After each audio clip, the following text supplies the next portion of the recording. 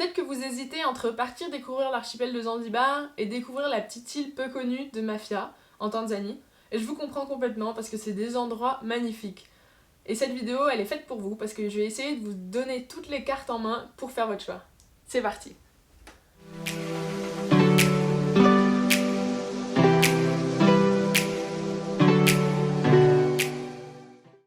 Avant de commencer, n'hésitez pas à lâcher un petit pouce bleu, vous abonner et surtout activer les notifications pour pas louper les prochaines vidéos. L'archipel de Zanzibar et l'île de Mafia sont des îles tanzaniennes situées au large dans l'océan Indien de la Tanzanie. Ce sont des îles vraiment paradisiaques et magnifiques. Contrairement à ce que pas mal de personnes peuvent penser, l'archipel de Zanzibar ne comprend pas l'île de Mafia. L'archipel est situé à environ 50 km des côtes de la Tanzanie, à environ 50 km de Dar es Salaam, tandis que Mafia est situé au sud de Zanzibar et au sud à 150 km au sud des côtes de Dar es Salaam. Que ce soit l'archipel de Zanzibar ou alors l'île de Mafia bénéficie d'un climat équatorial qui est agréable tout au long de l'année. Vous trouverez des paysages magnifiques et des fonds et des plages splendides sur les deux îles. Alors j'ai eu la chance de passer 2 mois sur l'archipel de Zanzibar et environ 10 jours sur Mafia. Pour vous aider au mieux à comparer Zanzibar et Mafia, j'ai voulu mettre en avant différents aspects et les comparer. Et notamment, je voulais mettre en avant donc, la facilité d'accès à l'île, les activités qui sont possibles de faire sur l'île, où se trouvent les plus belles plages, quelle est l'affluence de touristes sur chacune des îles, mais également, y a-t-il une différence de prix et si oui, laquelle est-elle? Le premier aspect à comparer, c'est l'accessibilité à l'île. Alors comment on va sur Mafia ou comment on va sur Zanzibar? Donc déjà pour Zanzibar, en fait vous avez soit la possibilité de prendre un avion, parce qu'il y a un aéroport international sur Zanzibar, avec des connexions quotidiennes vers des villes de Tanzanie, ou bien même vers des villes internationales, comme Nairobi, etc. Donc vous avez la possibilité de prendre l'avion pour rejoindre Zanzibar, mais pour les personnes avec un budget un petit peu plus serré, vous avez également la possibilité de prendre un ferry qui relie Zanzibar à Dar es Salaam ou alors Tanga, à plusieurs villes de Tanzanie. Et ce ferry vous coûtera pas très cher et sera assez rapide. Donc l'accès est plutôt facile pour aller à Zanzibar. En ce qui concerne Mafia, c'est un petit peu différent. Vous avez également un avion qui pourra relier Dar es Salaam à Mafia, mais il y a des connexions que 1 à 2 fois par jour, et seulement entre Mafia et Dar es Salaam. Et forcément, le prix des billets est vachement plus élevé que le prix du billet pour faire Dar es Salaam Zanzibar. Pour les budgets un petit peu plus serrés, vous avez également la possibilité de prendre un ferry. Cependant, malheureusement, il n'y a pas encore de liaison directe entre Dar es Salaam et Mafia.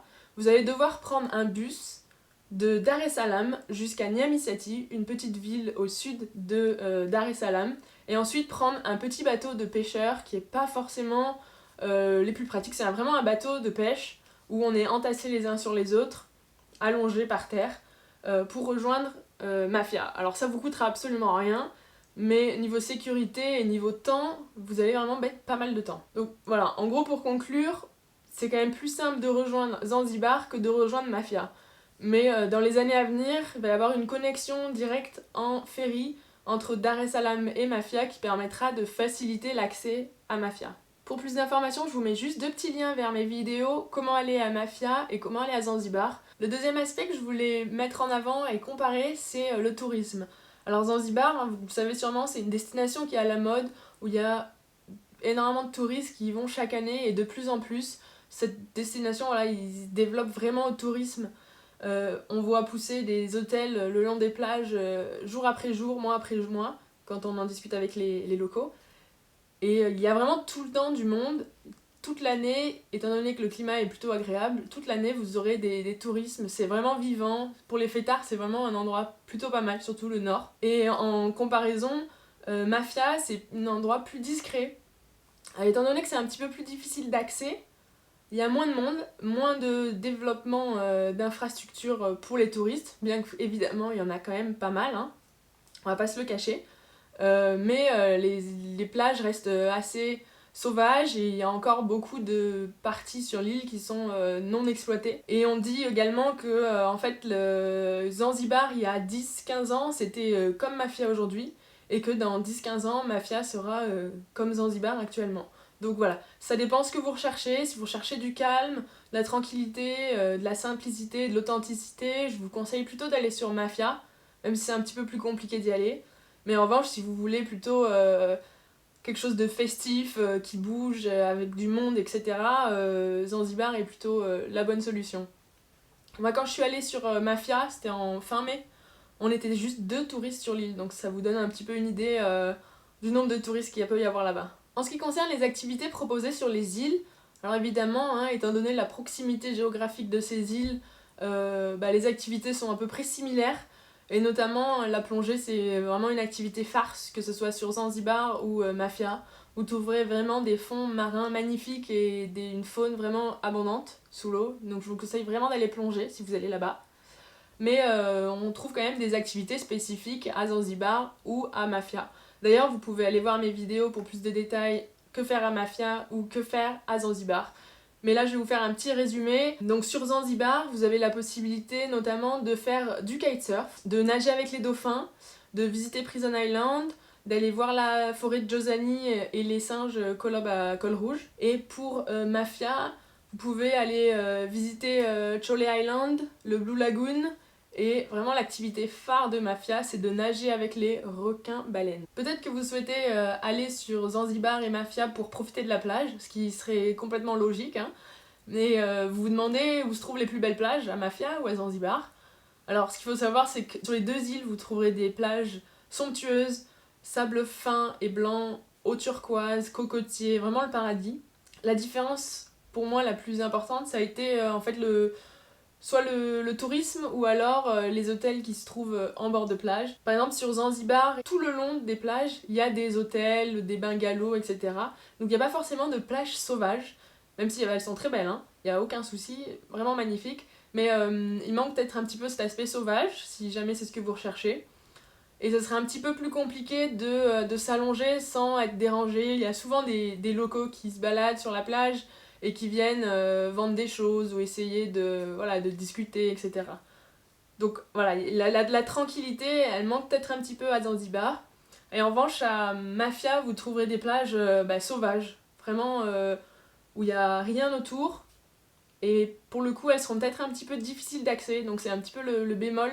Moi, j'avais loué une moto, et si on loue pas une petite mobilette, c'est un peu compliqué de se déplacer sur l'île. Ou alors à pied, mais dans ce cas-là, c'est un petit peu comme Zanzibar. Vous trouverez des super belles plages avec les hôtels au bord. Voilà, donc la différence entre les plages sur les 2 îles, c'est l'aspect sauvage, et il y a plus de plages sauvages, du moins à Mafia qu'à Zanzibar. Donc maintenant, vous vous demandez sûrement si les prix sont supérieurs ou non à Zanzibar ou à Mafia. Donc d'après mon expérience, c'est à peu près similaire. Sachez que déjà en tant que touriste, en tant que Muzungu, en Tanzanie, vous allez payer des prix qui sont souvent 10 fois supérieurs à la moyenne. Parce qu'en vrai, la vie là-bas, elle coûte vraiment pas cher, mais en tant que Muzungu, vous allez forcément payer les prix plus chers. Je pense qu'à Mafia, d'après mon expérience, c'était un petit peu plus élevé, les prix, parce que notamment, c'est une petite île, et il y a beaucoup plus d'importations que sur Zanzibar, moins de production de différents fruits et légumes, etc. Donc voilà, c'est un petit peu plus cher, mais pas énormément. Ce qu'il faut quand même savoir, c'est que la partie sud-est de l'île, c'est une réserve, un parc national. Et donc il faut payer un droit d'entrée de 24 $ pour 24 heures. Donc ça, c'est à ajouter pour toutes les activités que vous faites. Par exemple, si vous voulez aller plonger côté dans le parc, vous allez devoir payer votre plongée plus les 24 $. Si votre hôtel se trouve à Utende, ou dans la réserve, et vous allez devoir payer votre prix de votre nuit plus les 24 $.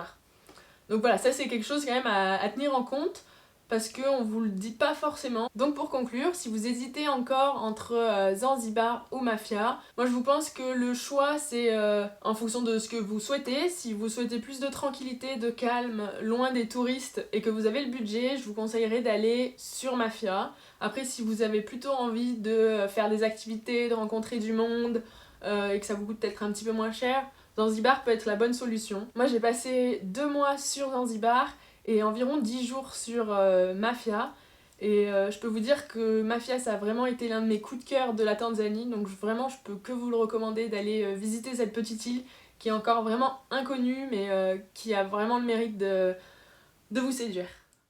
Si vous souhaitez avoir un petit peu plus d'informations sur le sujet, n'hésitez pas à lire mon article sur mon blog. Et pour vous donner encore plus envie de partir à la découverte de ces îles, je vous laisse avec quelques images de Zanzibar et de l'île de Mafia.